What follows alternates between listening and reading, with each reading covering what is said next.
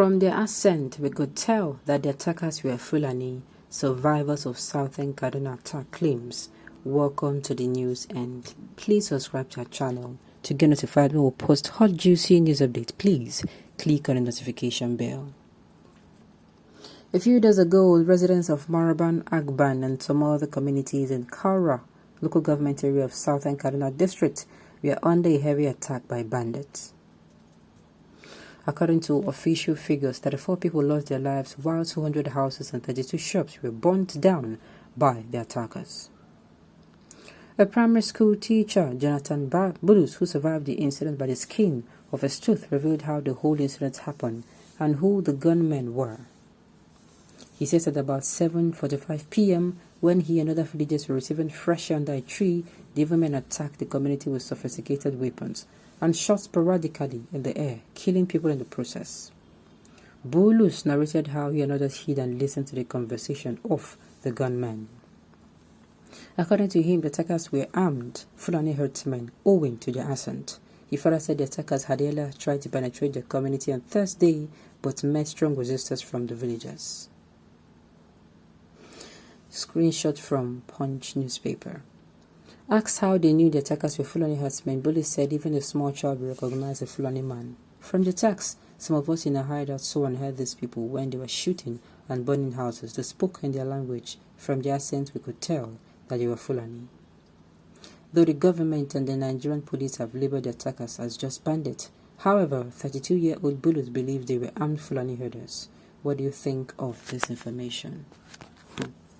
It is very funny. It is very funny how this thing happens again and again and again and again. And the security agencies have not been able to find out. They have not been able to find out or trace whatever pattern these people are operating from. What happened before they did the attack? How did they attack? Did they just wake up and attack? I want to believe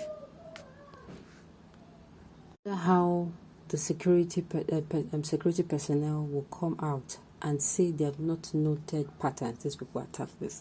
I don't want to believe that these people are smart.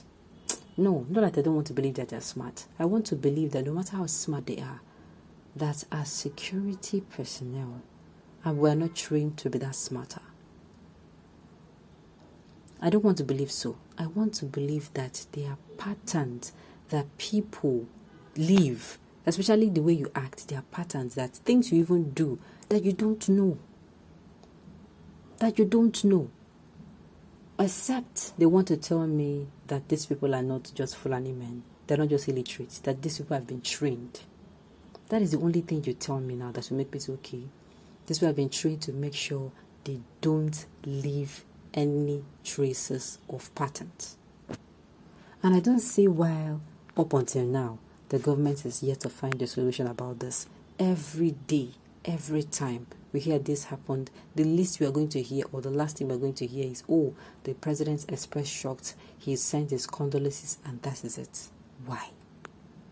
How many more people need to die for crimes that they do not know anything about? You know, the most painful thing is that these people dying, they did nothing wrong. There is nothing they did wrong. Or maybe they're not telling us the truth. Even if they did something wrong, is death now something that a fellow human being who cannot even give life to an ant or a fly would take another human's life? When did taking human's life become a norm in this country? Where? When did taking human life become a norm in the north? Something has to be done, and done very quickly. Something has to be done.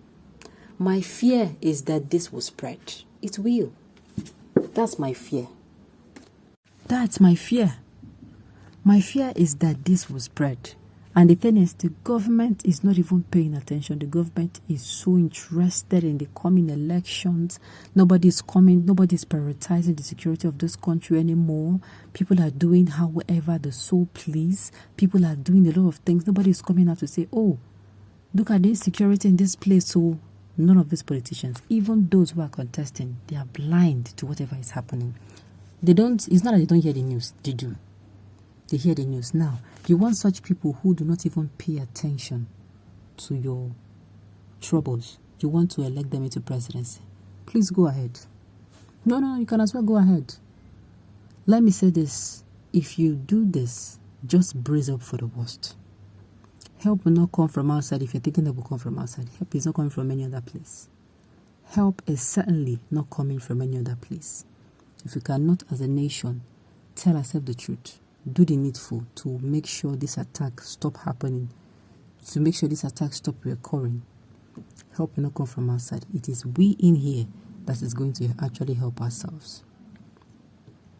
Southern Kaduna Christians are there waiting for security agencies who are controlled by the same Fulanis jihadists who are killing you.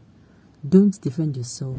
You all will be wiped out from your land by Islamic terrorists and Fulani jihadists. Let me say this. Let me say this. I've said it before. There's a limit to what anyone can take. And you know, this limit I keep talking about is the fact that tomorrow, these people, if they take up arms and defend themselves, do you know they might even be worse? They might have it at the front of their mind that they cried out to the government for a very long time and the government did nothing about it. I will not be shocked. I will not be shocked. It's just like you're in a particular country, terrorists killed, God forbid, killed someone's mom, someone's dad.